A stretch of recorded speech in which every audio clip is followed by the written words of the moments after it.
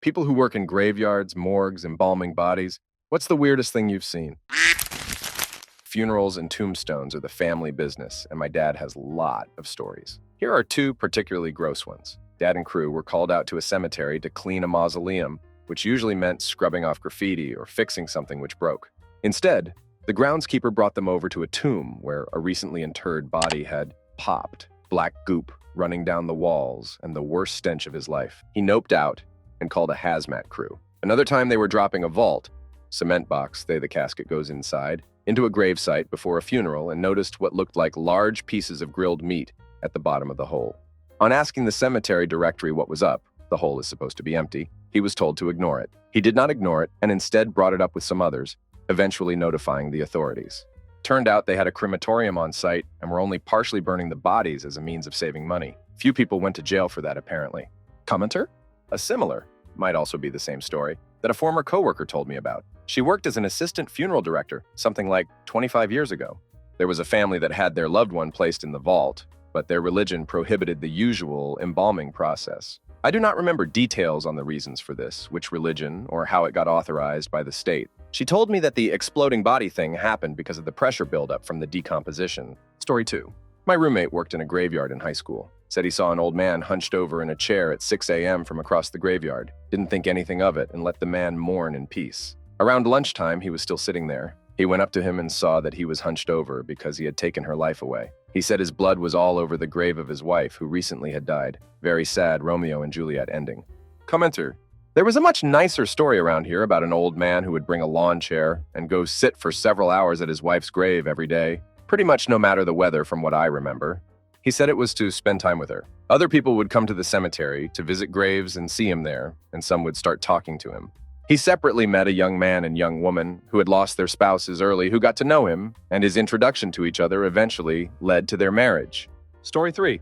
A nearly 50% calcified heart. The man was in his mid-30s and unexpectedly passed away. I'm only an assistant, but our chief has been in the field for 34 years and has never seen such an extensive calcification on someone so young, let alone someone that could live long enough for it to get that bad. He was more impressed by the patient's lifespan than the actual heart. Story 4. I'm an EMT and our ambulance station is attached to the county morgue. Sometimes I'll assist the coroner or pathologist. I'll never get used to seeing someone I once saw alive laying in the anatomical position. Last time it was a girl who added me on Facebook that I was thinking of dating. I wasn't prepared to see her in there like that. Story 5. Friend's dad works in a morgue doing autopsies and crap. Apparently a lot of people have small but noticeably weird anatomical quirks. Extra bone in ankles, missing or extra tendons, musculature, etc. Story 6. I worked in a jail and the county morgue was attached to it. I'd sometimes go help them move corpses around. One night we were transferring a body into a hearse to be taken to the funeral home. All of our gurneys are from like the 1950 to 1960s. They didn't really make them to handle a morbidly obese person back then. The gurney broke and dumped a very, very fat corpse on top of the new guy. I was trying to show how to do the job. Knocked him over and pinned him underneath, and it took 3 of us to roll the corpse off of him. He was in hysterics and quit, and we all got yelled at for it, even though it was solely due to the fact that we have outdated and worn-out equipment. But yeah, the bodies being brought in are bigger and bigger as years go on, and the equipment for handling corpses usually was only designed for bodies half that size at max. We tried to be as respectful as possible while handling the dead, but there's just not a dignified way to move a 500-pound dead person. Story 7. I worked as a grave digger for a family-owned cemetery mortuary for a few years, 0.20 years ago. Craziest thing that ever happened. I got a call from my boss at 11 p.m. one night. No alarms yet. We were on call on the weekends, so a late-night call from the boss wasn't that weird. This is where normal ended. He asked me to come down to the cemetery, ASAP, and open a grave that we scheduled to be opened first thing the next morning, but he needed it. At midnight, he then tells me what's been happening. Apparently, we disinterred 2 caskets from a cemetery in the Los Angeles area. This was in the early 2000s, and the bodies were originally buried 1979. I don't care what anyone says, stainless steel, waterproof caskets are a bad idea. The caskets were intact enough to be removed, but when they were being put into the transportation van, they bumped together and the corners of the caskets broke, releasing the contents, the fluid contents, all over the inside of the van. The driver was not happy, but got on I-5 to Sacramento anyway for the 6-hour drive. The driver said he gagged the entire trip. He said the smell was so bad, he drove with his head out the window to avoid the smell. He called the boss, and told the boss that the graves need to be open and ready the second he arrived so that we could get these caskets in the ground and covered as soon as possible, which we did. The next day, before the mortuary opened, we had locals calling in complaining about the smell. The fire department came by. The police eventually called to inquire about the complaints and the smell. It was coming, not from the grave, but from the van used to transport the caskets. We stripped out the carpet and burned it. The plastic came next, and we bathed that in bleach, then drenched the inside of that van with every cleaning chemical that we had. Nothing helped. So, the boss called the insurance company. The adjuster showed up, and the boss met him outside at his car, across the parking lot from the van. The adjuster immediately asked about the horrible smell. The boss told him that it was coming from the van, and that's why he was here. The adjuster looked at him for about 3 seconds and said, "It's totaled. I'll call a tow truck," then got back into his car and drove away. Story 8. Not a worker, but I have severe epilepsy. I had a massive seizure while visiting my family's plot once and hit my head hard. My mom had to call an ambulance. At first, they didn't believe her when she gave the address, but finally, one was sent. When it rolled it, the caretaker came out and hovered around while I was stabilized and loaded, then driven away. Afterwards, while my mom was getting ready to follow it to the hospital, he said, "Well, that's the first time they've ever taken any bodies out of here. It's normally a one-way trip." Then he offered my mom a free plot and burial service if I didn't make it. Story 9. My sister works for the county coroner. They sent off the body of a middle-aged father who seemed to have passed away from a heart attack. She received a call asking if all of the man's orifices were thoroughly checked. Evidently, he had a 12-inch toy stuck in his colon. Commenter. A good friend of mine owns a funeral home. He was prepping a body and noticed a rather large bulge in the pants, going down the leg. The guy had a 14-inch sex toy stuffed in his pants. They asked his wife of almost 50 years, and she said, "Oh yeah, I forgot to mention that Tim always stuffed that in there. He's been doing that since I met him." She asked that they put it back in when they dressed him for burial. The guy's packing 14 inches of fake meat for eternity. Story 10. I know the morgue at the hospital I work at has had a couple of bodies there for nearly 3 years. Usually they're foreign nationals, and we either can't trace the next of kin, or there's some other crap going on in their country of origin that means we can't release the body. They're in a special deep freeze. I had no idea that went on until I bumped into the guy that works there. Story 11. So my dad worked as material management at a Chicago university in the early 70s. He was one of the guys who took bodies down to the morgue when they died. He shared with me 2 interesting stories that always stuck out. Please keep in mind that my dad was an addict and pretty resourceful. One of the first guys he had to take to the morgue was extremely overweight, an anomaly for the 1970s. Dad said he was pushing this guy to the morgue and took a turn too hard in the basement, just feet from the destination. This huge dead guy goes rolling onto the floor. Dad tried to drag him into the morgue, but he couldn't move him whatsoever. He called a maintenance guy down and they used a forklift. This was all in the early morning hours, so not too many people around. They got this guy into the morgue, but they made one fatal mistake. They left the guy face down. Dad said he was called into work to explain why this man who passed away last night had a flat face. Dad said the place was sued for that. We're just all bags of meat. The second story has to do with a baby, so beware of that. I don't know many details of the baby. I just know it was a baby and Dad had to take it down. The policy at the time was to treat the baby like any other dead body and to put it on a gurney and take it down to the morgue covered in a sheet. Well, Dad thought it would be pretty obvious that there was a dead baby on the gurney, even with a sheet covering it up. So he borrowed a stroller and put the baby in that and covered it up. When he was in the elevator with the baby, some lady wanted to see the baby. She loved babies, I guess, and kept badgering Dad about it. He kept telling her that it was asleep and to keep her voice down. She insisted to the point where Dad finally said, "Fine, yeah, go ahead." Freaked that lady. I believe he was fired for that. Story 12. A guy with an ascaris infestation, intestinal worms. As the body cools down, they start exiting through the nose, mouth, and all the orifices, which makes for a really gross spectacle. Story 13. Worked in a hospital morgue for 3 years, not as clinical stuff, but just receiving and releasing the bodies. Besides checking toe tags a few times for mortuaries picking up, I generally didn't have to see or touch the bodies, as they were all in body bags before they came down. That being said, I have a few short stories to share. 1. For cultural reasons, a family wanted to self-transport their deceased relative's body themselves. They are allowed to do this with certain steps taken. Problem was, they didn't have anything to transport the body in, so they just got a big box and put body in the back of their car, heading for a 2-day drive across Nevada desert in the summer. I can only imagine how that trip went. 2. Old military vet died, and his large family insisted on walking the body in the ugly body bag down to the morgue with like the whole Taps song playing. And outside the ancient and ugly morgue, they did the fold flagging ceremony. Then they all stuck around while we shuffled the body into a crypt which is not an easy or graceful process. It was so bizarre and uncomfortable trying to do that with them standing there watching and crying. Like, that's what the funeral is for. You don't need to see this part, people. Story 14. When I was younger and was an altar boy, I lived serving funerals because you got paid, and the cool funeral director stories. So we were doing the funeral of my friend's 7-year-old brother who died during a heart surgery. It was tough, so the director was telling us funny stories on the way to the cemetery. One of his stories was, it was winter, and if there is snow on the ground, typically the cemetery won't allow a gravesite service. You instead use their chapel and they take the casket down afterward. He says they had a family that was adamant they carry the casket, go to the grave, etc. It's bitter cold, icy, and snow. The grave is about 50 yards down a hill from the road you arrive on. The staff pleaded for their safety not to go forward. The pallbearers get the casket and start toward the grave. They get about 6 steps. Lead guy falls on his ass. Casket hits the ground, and he says this thing takes off down next icy snowy hill like a luge. The family is screaming. His worry is the casket gets damaged and they'll have to back to the funeral home, etc. He said it felt like slow motion. The casket is flying toward the gravesite, and the metal lowering device sure to smash the casket.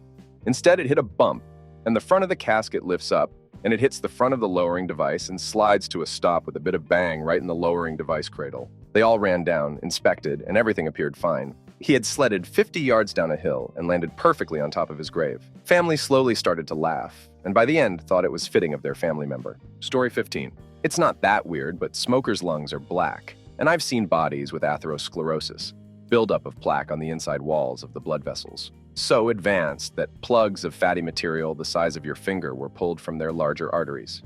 So don't smoke and lay off the fast food. These people died for a reason that was within their power to control. Story 16. My granddad works in the funeral home industry, more of the event planning side than dealing with bodies.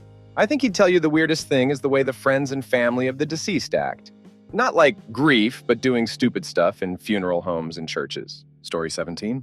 I worked on the grounds crew at a cemetery for a couple years. We mostly used a weed eater around every single headstone in the place. But occasionally, we'd clean up tree limbs, bushes, mulch, etc. One day, we went to cut up a tree that was knocked down in a storm. Turned out that when trees grow next to decomposing bodies, they absorb the leftovers and it turns the inside purple. Story 18. My husband's uncle works in a funeral home, so my husband will sometimes visit him there. He's seen an older man that had passed of a heart attack and had fallen on a lit lamp during the process. He had severe burns down his body from the lamp laying on him, lit until someone found him. I'm sure it was horrible to see. Story 19. A biker family had a member pass away, and they were adamant that she wear a V-neck Harley-Davidson shirt with her cleavage showing. Gravity doesn't work that way with breasts after death, and she had already been embalmed extremely hard with her boobs in her armpits. So I had the magnificent job of sewing them together in order to create the illusion. This profession is wild. Story 20.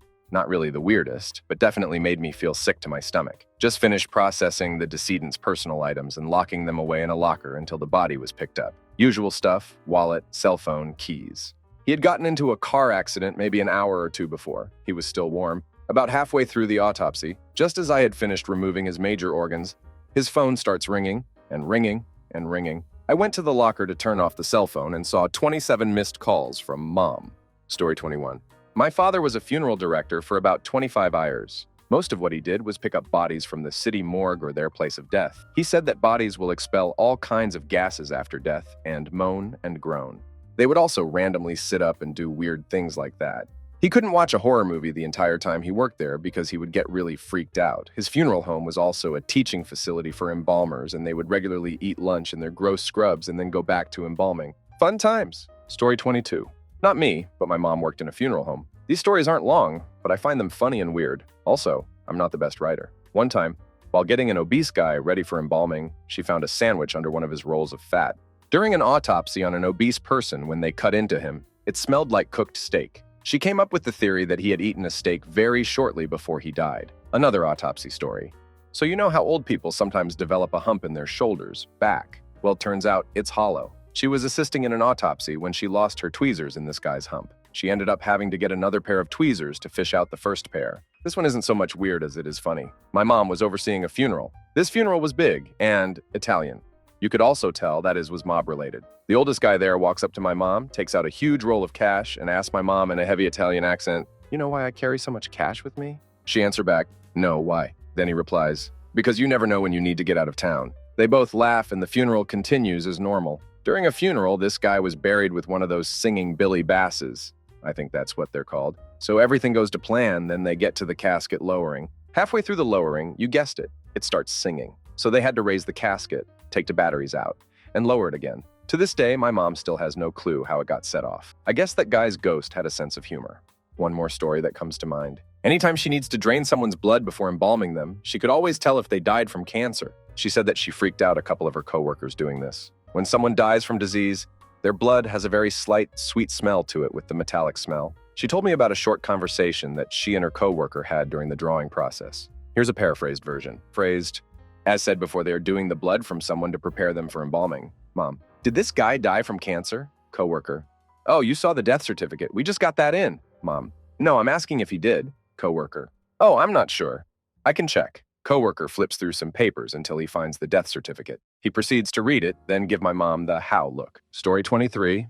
Dad used to dig graves as a side hustle in our small town cemetery. Some notable stories he's told. Extremely obese, extremely impoverished woman dies. Standard practice at the time was that the state would pay for the coffin and burial, if the family couldn't pay. If Dad knew them, he would usually volunteer if they couldn't pay. The state coffins were cheap wood, and this lady couldn't fit. She had to be buried in a body bag. They tried to lower her down as gently as possible, but the body fell and the bag ripped and an arm fell out. Family is pressing around the grave trying to watch as Dad is trying to cover the grave before they can see what's happened. His pet peeve was families wanting to see the grave covered. According to him, it was pretty common for cheap caskets to give, and nobody needs to see that. Also, they would usually get in the way. And it's hard enough to maneuver a backhoe around a cemetery without extra people around. The cemetery had a new part and an old part. The old part dates back to the late 19th century, during a time period when many people could not afford tombstones or any kind of permanent marker. Some people still have family plots in this area. So those graves typically needed to be dug by hand, and occasionally remains from an unlabeled grave would have to be moved or adjusted. You're asking yourself, why don't they just refuse to bury people in that part of the cemetery? Well, people are not rational when it comes to death and dying. And if they want to be buried next to Great Aunt Gertrude, that's what they're getting, even if they have to share space. Story 24. My great aunt and her family owned 2 funeral homes, and my dad works at another one currently. If some don't know, there's usually a living quarters on the funeral home premises, so someone is always on call. My cousin lived in one of the funeral homes my great aunt owned, and I used to spend the night there a lot growing up. My other cousins and I used to play hide and seek in the casket room and viewing rooms as kids, till we all got scared by one of the bodies we didn't know was on display in one of the viewing rooms.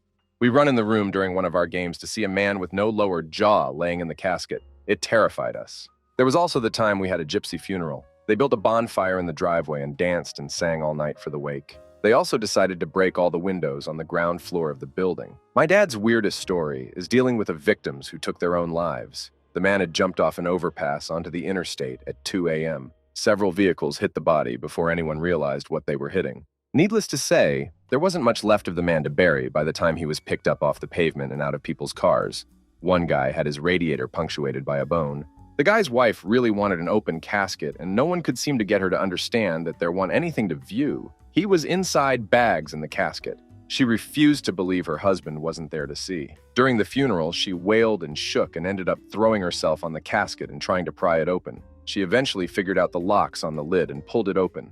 There was a lot of drama and commotion in the process. Thankfully, there wasn't a spill. No were the body parts seen by the mourners. They had to call the police, though. At the graveside, the guy's brother took his shirt off and poured beer on the casket. Afterward, he peed on the next gravestone. And then there were the ghost stories. One of my cousins was murdered back in 1994. He worked at his mother's, my great-aunt funeral home as an embalmer. He loved to play jokes, particularly just randomly rearranging the furniture in the viewing rooms. He also had a fondness for chocolate cake. After his death, my aunt would frequently hear the sound of scrapping like someone was dragging something heavy across the floor. She'd go into a viewing room and find a chair placed in the center of the room. If someone brought in a chocolate cake for the mourning family, a very America Southern thing to do is bring food to the family and serve it at visitation. I'm not sure about other regions. That cake would mysteriously disappear off the serving table and be found in the office. We like to think my cousin stuck around for his mom. Story 25. Worked at a Catholic cemetery for a summer. Saw a dude die while trying to visit a grave. He pulled in, found the spot, turned his car off, then honk. The car horn was going off until an ambulance came flying in about 30 minutes later. We were watching the whole time. Paramedics take him out of the car, put him on a stretcher and put a sheet over him, put him in the back, and then just stood there talking for about 45 minutes. Then they left with no sirens and zero hurry. This other time, the crematorium was doing a cremation. I guess the guy was fat because there was a 5-foot jet of fire coming out of the chimney. After 2 months of working there, I realized that this box I was sitting next to every day was actually an urn with a John Doe in it and no family. I had my coffee and cigarette with a random dead guy every day for a summer. Story 26. I worked in a cemetery for years and became good friends with the operator of the on-site crematory. He opened the retort for me a couple of times while folks were being processed, usually towards the end when there was not much recognizable left, though the skull doesn't completely break down usually. It was genuinely amazing to witness. Probably the weirdest thing I encountered were the M-Fing neighbors who guided and moaned about the noise of the interments. Seriously, guys? You buy a house next to a centuries-old cemetery and are shocked when there are funerals? The funeral directors had some wild stories, though. People who die at the top of narrow spiral stairs, a funeral director spraining his wrist, lifting a casket into the hearse and tipping the corpse into the street. All kinds of stuff. Story 27. Gravekeeper here. Now, for some context, this place was an old graveyard on property owned by a wealthy man. It was his family's personal cemetery. Held pretty much his whole family. Fancy mausoleum in the middle, the whole 9 yards. Now he was a paranoid old idiot. So he hired on, in my opinion, for no reason, like 3 security people. And then me and 3 others to take care of the place. He always wanted 2 caretakers to be around during the day, and 2 at night, me being a night owl. I didn't mind the night shift, so whatever. Now me and my shiftmate, we will call him Gary, we're on duty, and we have walkies that we use to communicate with the one security person that is on duty at night, and we are walking past the mausoleum, and the walkies start blaring static as we'll pass in front of the doors. We stop, I look at mine and it's on. I don't think much of it, just feedback or maybe interfering signals or what have you. However, Gary's walkie was not only off, but dead, like there was no way it could be on. But it was blaring static like mine. We both notice this and just stop, inspect our walkies, and come to the conclusions I explained already. After we stand for a moment pondering this odd occurrence, I noticed the mausoleum's door being slightly ajar. This kind of freaked me out because we had checked the door earlier, and it was closed and locked. You can get in without the key, and we left it in the little guardhouse at the front where the guard sits his shift out while not making his rounds. So I pull my walkie and call the security guy comes down, and we tell him we think someone's inside, however. Before he goes in, his walkie starts blaring static as well, and he pauses, and I see goosebumps go all over his arms and crap. But nevertheless, we go in, and as we enter, it's empty. We look about, nothing disturbed.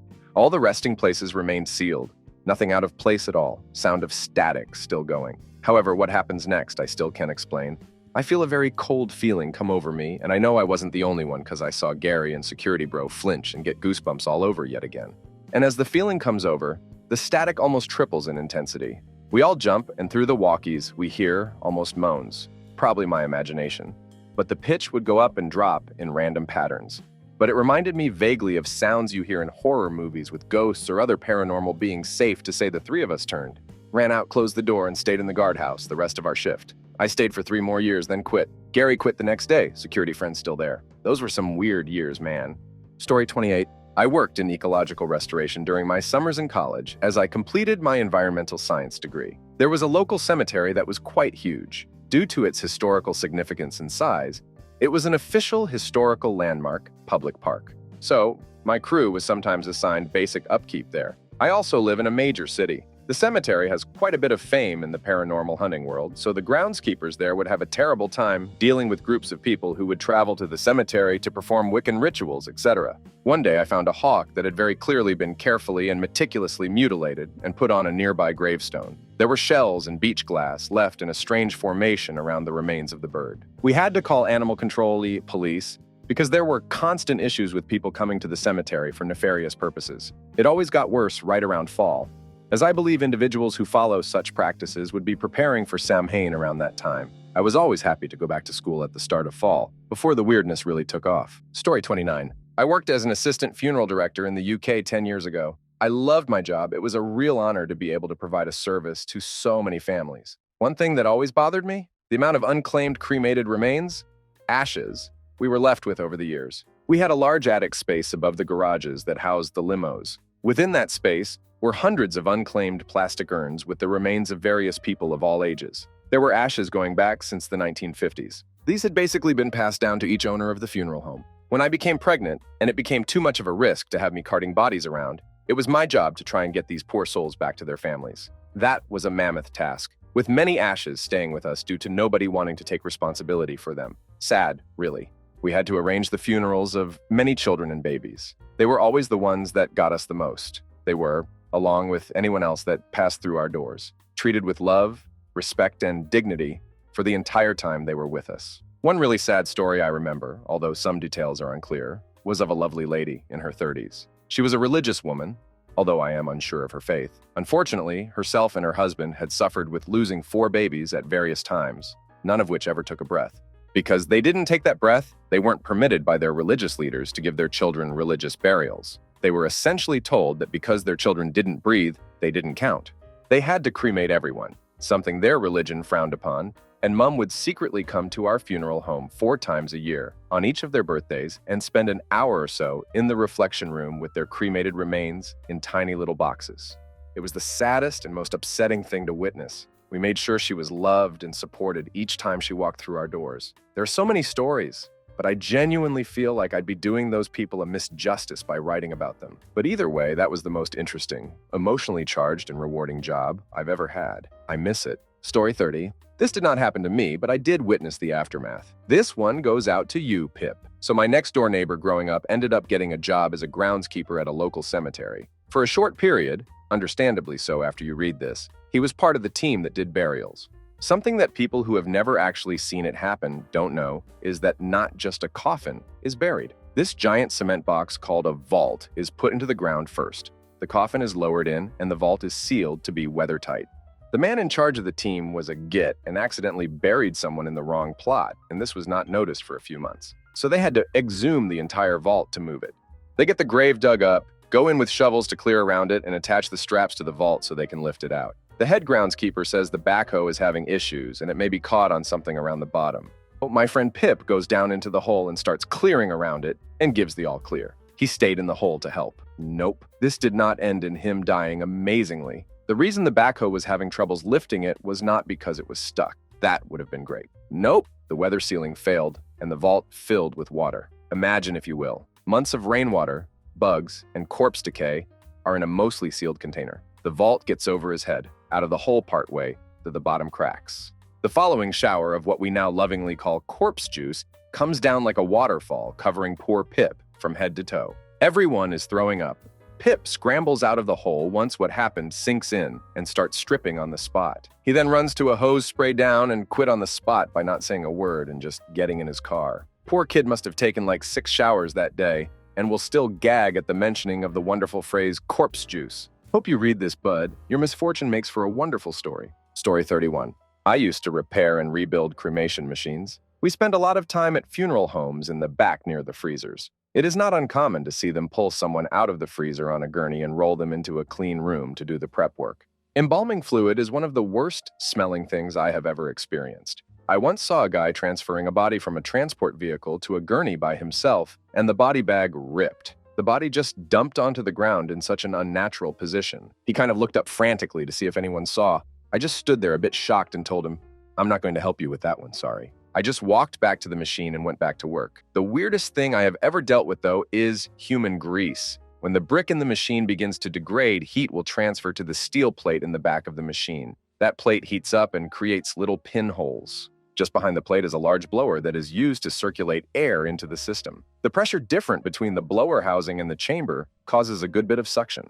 When a body is being burned at 2K, the fat will burn off and aerosolize. When it cools down in the blower, it congeals. If enough of it gets in there, the blower bogs down and needs to be cleaned. Let me tell you, human Crisco is disgusting stuff. We used to take them to a self-service car and pressure wash it with a bunch of Dawn dish soap before reinstalling it. Cremation is pretty wild.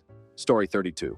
I worked in a funeral home in college. Weirdest thing I saw was a body that reacted to the embalming fluid. Apparently the guy was jaundiced, so the fluid caused a reaction to his skin. He turned green, but in layers, like rock striations. His feet were Kelly green, and the top of his head was a yellowish lime green. The other was a thing that freaked me out was a photo album the embalmer kept in his office. It had pics of strange or unique deaths. One that still haunts me 30 years later was a pic of a guy that rode his motorcycle through someone's yard and ran into a metal clothesline. Story 33. My mom worked at a morgue for about 4 years, and I would occasionally sit in the lunchroom after my final exams. They had a showcase of many different death notes and homicide-related things. Story 34. I have never worked on once, but my sister once had a job to rake some leaves from one of our town's graveyards. She worked on that specific graveyard alone for like a week straight alone. She started her shift early in the morning, 6 a.m. or so it was still pretty dark. Pretty much nothing out of ordinary had happened in the days before. So when she entered the graveyard in the morning, the first thing she saw was a completely white bunny lying dead on top of a grave. Strange thing about that bunny was that there weren't any obvious marks of anything that would have caused the bunny's death. It just seemed to have died for no reason. And it had to be someone's pet, because there are pretty much no bunnies of that kind of species in my area. Story 35. Weirdest was probably the dude who came in wearing 3 pairs of pants after he took life away. We weren't allowed to cut off clothing in case the family wanted it. Guess who got to remove 3 damn pairs of pants? Me. Also, the other guy who took his life away was wearing a sweatshirt, then went into rigor with his arms at his sides. I had to literally hang my body weight on this guy's arm to get it to loosen up enough to raise it above his head to take off the sweatshirt. Stomach contents are always interesting. Mushrooms take a while to digest. Had a guy die behind the wheel and crash into a Lincoln dealership. Had to figure out if he was inebriated. He had a heart attack and died. Dealership was pretty pissed. Luckily, most of my cases were natural death. I'm kind of glad I missed the triple homicide. Story 36. I was not the person in this story, but I had a friend. I'll call John. John worked at a morgue for a crime lab or something, and he was doing an autopsy, and he found a business card inside. He had and has no idea of how it got there. Story 37. Not a mortician. This comes from my mother back when she was a teenager. Guy she knows takes a job with the local funeral home. He works the graveyard shift. All was well for the first few months. Dude is often weirded out at work, claims that the building is haunted. Earlier in the evening, they get a call from the hospital saying that they have a lady there ready for pickup. They pick her up. Guy is freaking out, says he has a bad feeling. Later in the evening, mortician has to step out for a bit, leaving Guy there alone with the dead lady. He goes about his work, still a little freaked out. Suddenly he hears this low, soft moan. He swears it is just his mind playing tricks on him. Goes about his business. He hears it again, little louder than last time. It is late. He is alone. He is just hearing things, probably just the pipes settling. The plumbing is old after all. Short time passes and it is louder. At this point, he is sure he isn't just imaging things. He knows he heard the dead lady moan. His first, though, was the mortician was ducking with him. He has been shaken all evening and this a hole is pranking him. He marches over. Very funny, you banana. Yanks back the sheet covering the dead lady, expecting to find the mortician somewhere around her. Dead lady grabs the guy's wrist. He lets out this scream and bolts for the door. Forgets his car, runs all the way home. Turns out, old lady wasn't dead. Hospital got it wrong. Hooray, 1950s medicine. She had been in a coma or something, and they had been sure she had passed on earlier that morning. She woke up at the funeral home and scared the assistant. He quit the next day, said he would never set foot there ever again. Story 38. My mother was a community nurse back in the day, mainly looked after people with dementia, but she had this one story of a man she looked after in the 80s who had gotten syphilis on WI. He was in the late stages of the infection and had general paresis, which was what ultimately killed him. Anyway, she told me she went to visit him. Got no reply when she knocked, looked through the windows, etc. No sign of him. So she called the police. They broke into the house and were struck by a smell which made them all gag vomit. They searched the house and found the man in bed, dead, but it gets worse. Due to the syphilis, the man had started to rot badly. Poor bloke. Story 39. I'm a radiographer and we can occasionally be called to the morgue as part of autopsy, coroner, or police investigation. My personal weirdest, though, was this guy who took his own life with a pistol, which in Essex, UK, isn't exactly that common. Guy died either at the scene or route, and the coroner wanted x-rays to confirm bullet locations, etc. So we have to go down and basically take multiple x-rays covering the whole body head to toe, just in case. My digital mobile x-ray machine was out of action that day, which would have allowed me to do all the x-rays on one plate and take my time and really do as many as I needed over an hour. So I had to take down an old CR machine and enough plates as I could spare to save myself time in both the number I would have to do and repeat journeys from one end of the hospital campus to the other. To process the images, I was being really careful with my overlap and patting the side of the body bag to ensure I did full coverage with as minimal pictures. I worked my way up the body, so on my third visit I got to the head and shoulder area and went to pat the side of the bag to feel for the anatomy there. The dude had died with his left hand up by the side of his head, so as I leant over from the right side, my right hand perfectly clasped his. I held hands with a corpse. I was so spooked it lasted a good 10 seconds.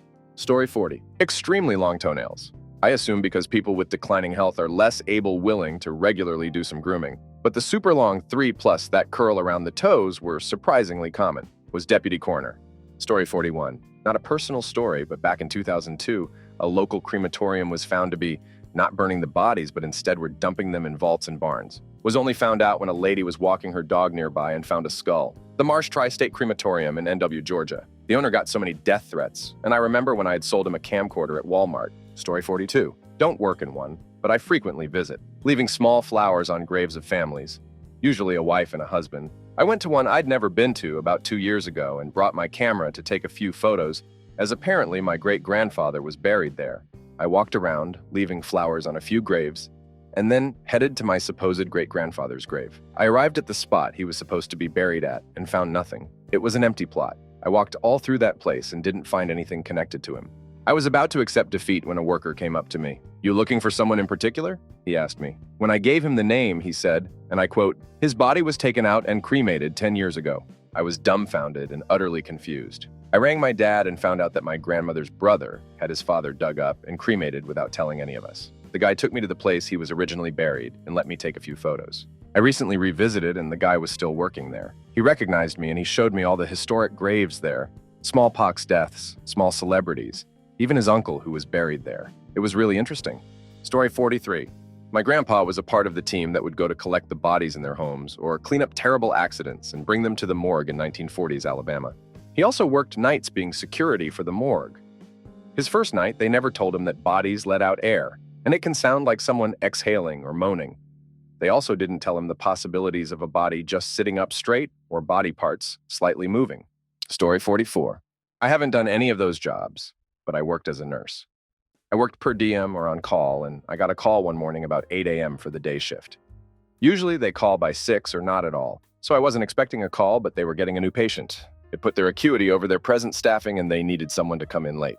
Since I hadn't been expecting to work, I told them it would take a while. And they said, "That's okay.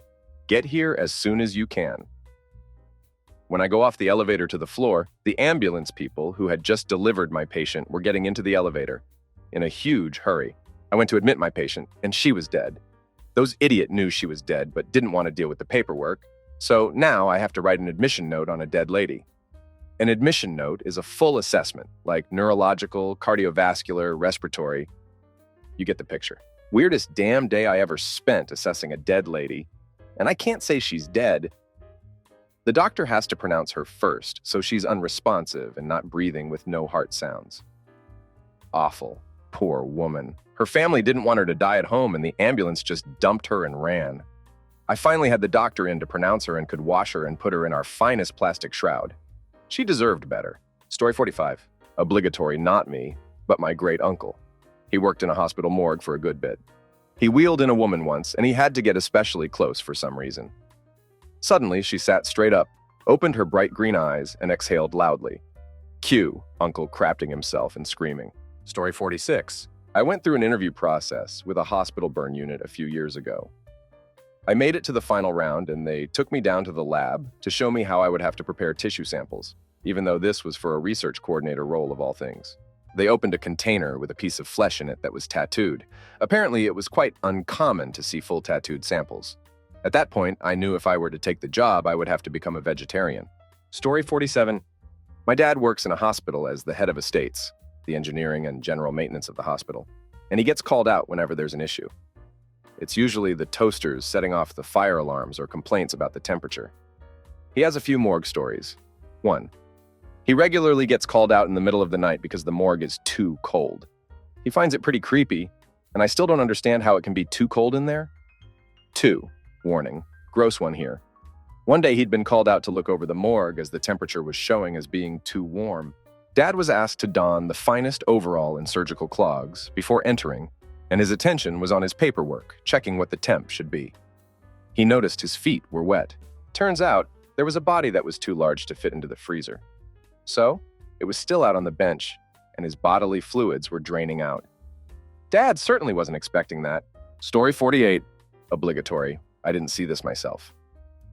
This happened back in the late 90s. The city near where I lived had this popular pizza restaurant/bar. It was situated at the end of a busy state highway.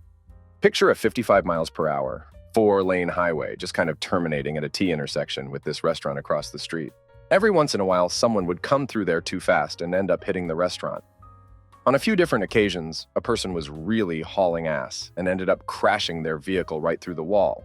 After this had happened a few times, the local paper printed a tongue-in-cheek story which referred to the place as a drive-in. One night, a guy was running from the cops on his motorcycle at triple-digit speeds. He unfortunately hit the restaurant, and what was left of him and his bike ended up in the dining room. A guy I knew was dating the sister of the assistant county coroner who responded to the scene. She told us how she walked into the place and saw a huge hole in the wall and blood in the dining room. She said there were a bunch of old-timers sitting at the bar 10 feet away, finishing their beers, seemingly oblivious to the whole thing. Story 49. Worked at a graveyard when I was 15 cutting grass, but would help out other people if needed. Bodies couldn't get cremated on Friday because we didn't have the paperwork. Waited until Monday, and it was record heat during the weekend. Here was an air hole, and I was looking through it, and this grandma lifted both of her hands and gave me the middle finger. We cremated a guy that jumped off the bridge and cracked his skull. It was pretty crazy holding the skull and seeing the big hole. When you cremated someone, your bones are brittle, so you get put into a blender. My dumbass opened it too aggressively and dusted my face with ash. Story 50. I now manage the funeral home where my mom was cremated. I knew the owners before my mom was killed, and they actually gave my family the funeral and services for free. The owners were worried that it could be triggering for me to work there, but I actually find it quite cathartic. I have a lot of empathy for people who are seeing their loved ones for the last time. In the same place I last saw my mom's body. Story 51. A friend of mine is in the business that his family has owned for a while. A guy called asking a lot of technical questions about the crematorium. How hot does it get? How long do you do it, etc. After answering questions, he asks what is going on. The caller's dad was in his late 80s and had a terminal illness. They want to do a home cremation. They explain that you can't really do that there are laws and procedures with the police and hospital, etc. The caller dismissed all of that legal mumbo-jumbo and thanked him for the info. A couple of months go by, and the guy calls back. How much do you charge for a partial cremation? A partial?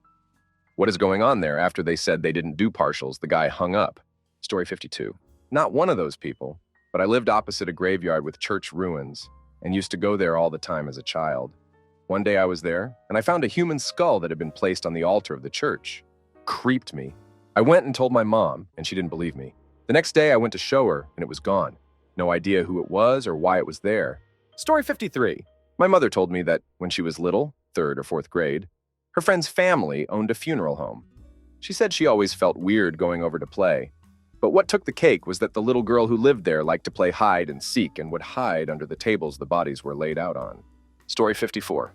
I used to process bodies that were donated to science. This company would offer a free cremation for people if they could take parts they could use. They promised a minimum percentage of ashes returned, I think 40%. Had one woman come in. She weighed 65 pounds, and I had no problem lifting her myself. Cancer are her up. These people were mostly poor people that had been stuck on some institution. Her hip had dislocated and refused to her pelvis. She had horrible rotting bed sores. I had just started the job and was about 4 weeks into training. I was worried the job would be too much, and this woman was what I was afraid for. It took me back so much that I asked my boss if this was something we should report to authorities. A week later, they tell me they don't think I'm suited for this line of work and show me the door. Story 55. My mom worked in the hospital and was transporting a freshly deceased person to the morgue, for which they have a separate elevator. So she's there moving a body with one of the doctors, and an intern waltzes into the elevator. And they said, "You might want to take the other elevator." The intern was like, "No," and they're like, "No, seriously." He said no again, and they were using the elevator halfway down to the morgue, and the dead body sits up and makes an sound. The intern shat himself in the elevator. Story 56. I mean, it's not weird, so to say. But I work at a hospital, and when I walk by the morgue, you can hear the bone saw going when they are doing an autopsy. Story 57. Just recently got into the family funeral business. I helped SC someone off of the highway from a car wreck, bits of him everywhere while families drove by in their minivans unknowing what was happening. Very strange experience. Also helped assist a sheriff that needed a fingerprint from a victim who's taken her own life. He wasn't found for a few weeks, so decomp and rigor had set in, and we couldn't get the print without cutting off his finger, so I got to do the deed with some hedge trimmers. Also have been shocked by the amount of grown married men that are fathers that took their lives away. It is truly sad and awful that society doesn't talk about this problem more. Story 58. I was a student observing an autopsy, and when skull comes off and the sound it made was identical to an early Simpsons Treehouse of Horror episode. Story 59. I interviewed at a mortuary, so this is secondhand. But the guy I was interviewing with said that they would have school groups come in with kids studying mortuary science. No big deal. But this one girl said that her dream was to be a mortician. It was all she ever wanted. Part of why they do these tours is to make sure that the prospects are comfortable seeing and interacting with dead bodies. This poor girl walked downstairs and saw a decedent immediately lost consciousness. They took her back upstairs, and he encouraged her to come back and try again sometime. She came back. Same thing happened. When he told me that story, I kind of laughed and said I hope she went to sleep and found a new dream. Story 60. I don't work in the business, but I am a freelance videographer who has occasionally been called to shoot video at funerals. I think it's an odd request and uncomfortable gig, and I only accepted to do it once. It was a Vietnamese funeral, 3 full days of coverage. I can understand differences in culture, but I was definitely taken aback when they asked me to continue filming the last day as they transferred the body from the open table to the casket, accompany them to the crematory, and continue filming as they went through the cremation process. I could get past the idea of it, the smells, etc., but I had no idea the crematory was in this unmarked warehouse directly next to my favorite open-air restaurant in town. Can't eat outside there anymore without wondering if I'm smelling food or something else. Story 61. I'm late to the thread, so this will likely get buried, pun intended. But my buddy's family is the town's funeral home, etc. We were all hanging out drinking at his house, W, one of his roommates. He comes in late at night laughing. We were all like, okay, what's up? He was called to recover the body of a recently deceased who died on the toilet. Apparently, they tried to get up and simply died face down, ass up over the bathtub. He's like, all I could think of while getting the body was face down, ass up. That's the way I like to have sex. That one stuck with me. Story 62. I don't know if this counts because it's archaeology, but anyway. This one time working at an excavation site, we stumbled upon a pile of rocks, and beneath those rocks, a skeleton with a huge hole in his skull. Just tossed there and covered with some large stones and rocks, no grave goods, nothing. Basically, a prehistoric murder crime scene. We carefully excavated the bones and placed them and the skull in an iron container. Not unlike the ones you typically see at construction sites for storing working equipment. The next morning, the container was broken in and the skull stolen. Story 63. There's something just generally weird about death. For example, when Uncle died in his home after a short bout with terminal cancer, I left work to be with my mom and grandma. He lived with them. As soon as I walked in the door, they were like, "You want to see him? He's in the living room." So they paraded me in there to see him lying there, dead in his bed. They'd crossed his arms, covered him up and everything. Story 64. Not me, but a friend of mine's coworker was killed in a freak accident. He was working in a mausoleum and one of the granites covers somehow wasn't secured right and fell on him and killed him. This was early 2000s. The family sued the cemetery for negligence and emotional distress. The marble cover was roughly 5 rows up from the ceiling. Wrong place, wrong time, poor guy. Story 65. My father-in-law served in the RAF in Germany in the early 80s. He was a driver, but was somehow given the job of body collector for the local morgue along with a few others. He's told us loads of stories, but one that sticks out the most was when they were called to a railway line. They were told to bring shovels. That's when they knew it was bad. He said all they could do was shovel as much as what was left of the man onto a gurney. He then told us how he'll never forget the sound of the remains sliding off the gurney into the body bag. Story 66. I worked at a funeral home for a year as a part-time job during college. I think one of the things that surprised me the most was the cremations. The bodies that cooked up weren't just ash when it came out of the furnace. We had to pick through the dust and grind up the bones that had survived the process. One of the coolest things was the organs would shrink down from the heat and turn into very small balls. They would be really beautiful colors and also be very metallic or shiny looking. They could have been used for jewelry if you didn't know. Story 67. As a cremation tech, cellulose alkaline hydrolysis tech, the weirdness varies. I cremated pets, so some weird crap. One of my favorites was about 13 pairs of women's underwear that were left behind after water cremation. Imagine opening a vat expecting bones and finding a few rubber ducks, pile of thongs, metal from surgeries, or an array of other small items mixed in. Flame cremation. The weirdest thing that ever happened to me was walking into the office and smelling breakfast sandwiches. Story 68. My embalming lab in college, double amputee, obese with parts of the body dying off giving it a tough-to-the-touch feeling. I can't even accurately describe what it looked at. Long bone donors are always a wild ride. A person who died in their hot tub. Many more that I can't think of offhand. Story 69. I attended an autopsy where the subject being examined had one large kidney that extended to both sides of his body instead of having two, one on each side of his body. Story 70. In my first year of medical school, when it came time to dissect the feet, one table had a cadaver whose toes were still painted bright pink. So here's a half-cut up person with a bunch of muscles. And the girls working on this body are initially uncomfortable and think that her toes being done is gross. Maybe it was the fact that it humanized this cut-up corpse suddenly after several weeks. Hard to tell. Story 71.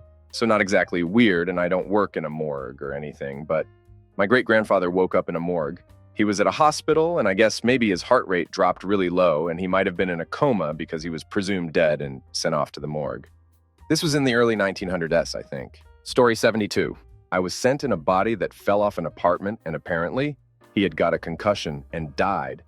But when they sent the body in, he was still breathing. The guy was just knocked out. Story 73. A man had been shot and killed in his own home during a robbery. His grandmother passed the week before. They were side by side in the cooler. Also saw a man who had no limbs by getting hit by a car. It was pretty rare, so it was interesting to see in my brief stint there.